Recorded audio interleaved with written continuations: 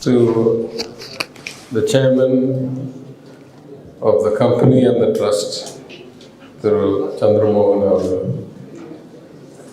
the chief mentor, Thiru Ajit Haridas, the exceptional coaches, Thiru Vishnu Prasanna and Thiru Mariappan, and our brilliant and entertaining MC for the day, Rajan. But most of all, to all the other coaches and all of you athletes,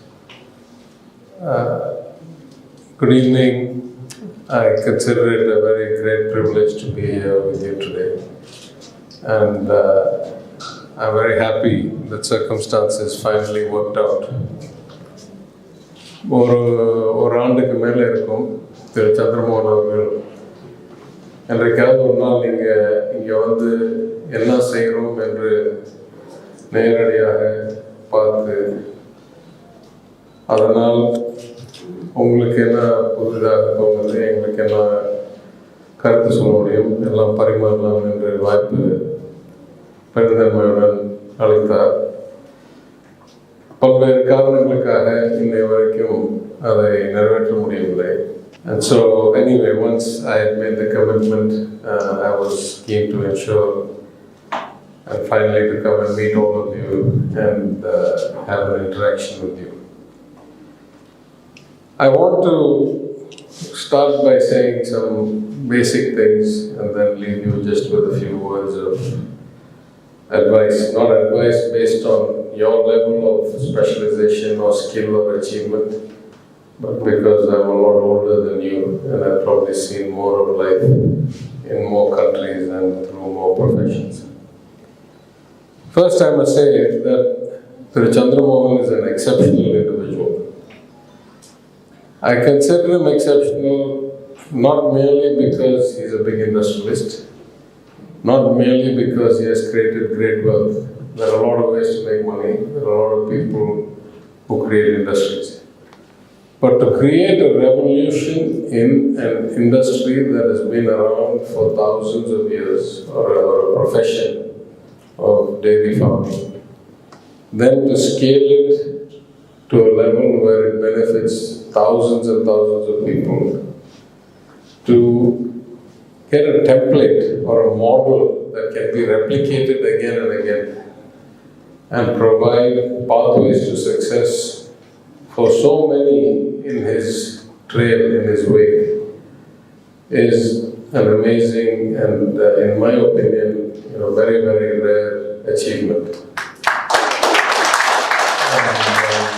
That's why, from the first time I have met him, I'm impressed with the enthusiasm with which he talks about the nature of the processes, the development of the talent, the vision he still has, surely driven more by passion than by personal gain by this point in his life.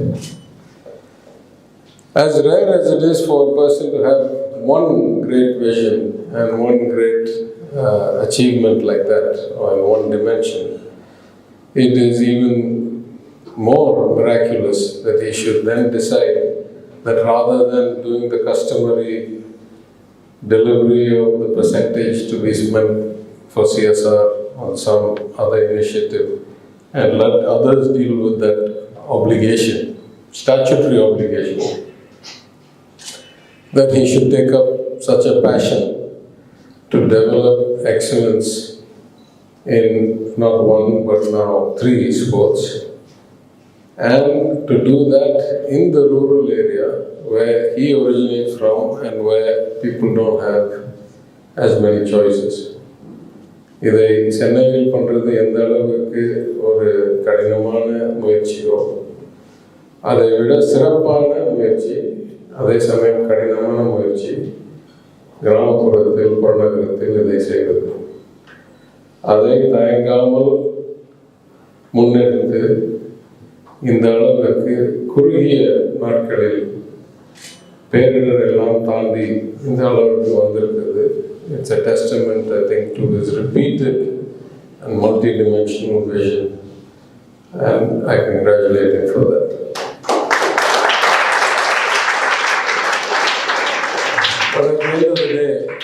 no one man can build something like this or anything this big.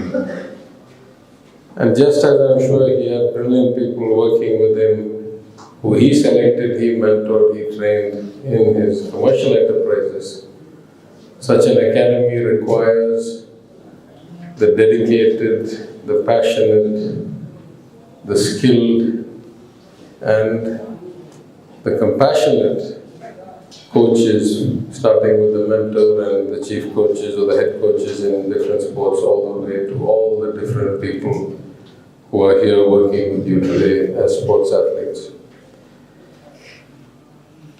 In fact, building institutions is quite hard. யார் வேணாலும் கட்டடத்தை கட்டலாம், பணம் இருந்தால் ஏசியை வாங்கலாம், லைட்டை போடலாம், கோட்டை கட்டலாம். But what separates institutions from each other is the culture, is the value system, is the pursuit of excellence, is the passion that is built into the culture of that institution. Of course, people create the culture, leaders develop the culture, and that's particularly true in an institution that's only 2 or 3 years old. But at the end of the day, nobody is permanent. Neither are the athletes going to be here forever, nor the coaches, nor even the chairman. So, what marks world-class institutions, whether that's in academics or in sports or any endeavor, is the perpetuation of that culture, of that pursuit of excellence, the needikkanu. And culture is perpetuated through all of you, because one day you came in as freshers, now you're in the middle of your period here, one day you'll be the seniors, one day you leave here and others will fill your shoes. And a lot of the values that new students and new athletes coming in here will get will be through interaction with the seniors, not just with the coaches or with the administrators. And so the real value to be created here is in setting up this institution as a perpetual center of excellence through the culture that is imparted to you by the coaches and the mentors today, and that you will pass on to the students who come behind you through example, through interaction, through support, through mentoring yourself. In that sense, I'm quite amazed that already such a young institution has achieved so many medals across all the different sports that you have established here today, or till today. I think it is a very good beginning, and I think therefore it speaks of a very bright future if this is continued from effectively batch to batch, generation to generation. Today we are going to give awards to a few people who have met a certain level or certain threshold as the trust has chosen. But as I say many times in real life, and sports is where I learned it in the first place, is that no success is permanent, all success is temporary. This tournament you win, you still got to start at the next tournament at round 1. You don't get to go to the finals. And no loss is not redeemable. You lose this game, that's to the next game. You lose that game, that's to the next game. Of course, you don't want to lose all the time, but no individual loss should really disrupt your attitude or your self-confidence or your enthusiasm to fight the good fight at the next game. One aspect that I had not really contemplated till I came here, but I've seen in real life in many places, not just in sports, in the entertainment industry, in politics, in many places, is that fame is a very dangerous thing. It is a multifaceted attribute. And so many people are not prepared to deal with the consequences of fame.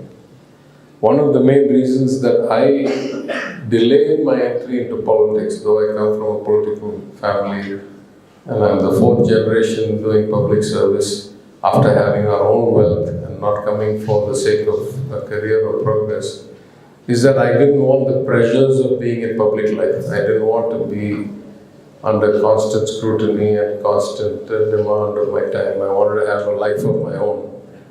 And I did that for almost 30 years in different countries, in different professions, and then I came back. Now I can deal with it a lot better because I entered public life at the age of 50. I'd already seen and done a lot of things. And the constraints of living constantly in the public eye were not that difficult for me to adapt to. It was still a bit of adapting, but it wasn't a lot. But for all of you, it's going to be a serious issue because you're so young. Many of you have come from very sheltered backgrounds. You have come from relatively modest means. And all of a sudden, if you start winning a lot, if you start getting very famous, the media spotlight and the attention will get very intense. And much as it looks maybe appealing from the outside, once the spotlight is on you, it is quite a high pressure environment.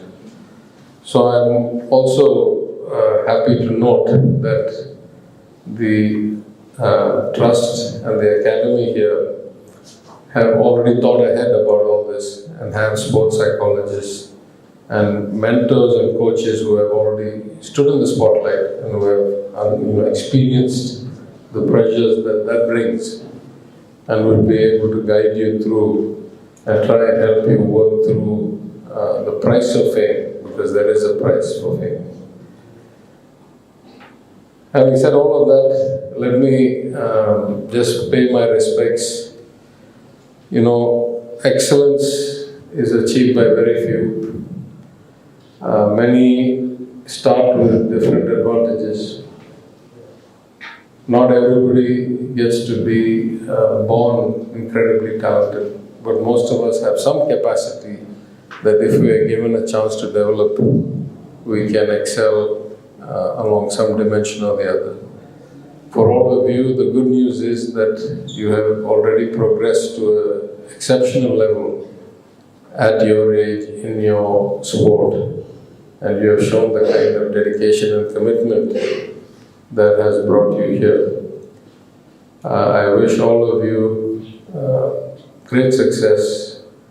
I know the level of investment of your time, of the sacrifice of leaving other choices, of the traditional kind of school life or college life that others may be going through cannot be very easy.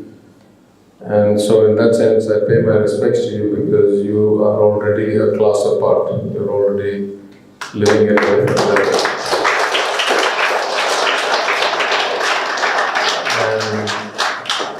I happen to have had the luxury of a very well-rounded life, many degrees, many professions, many countries. There's something to be said for that.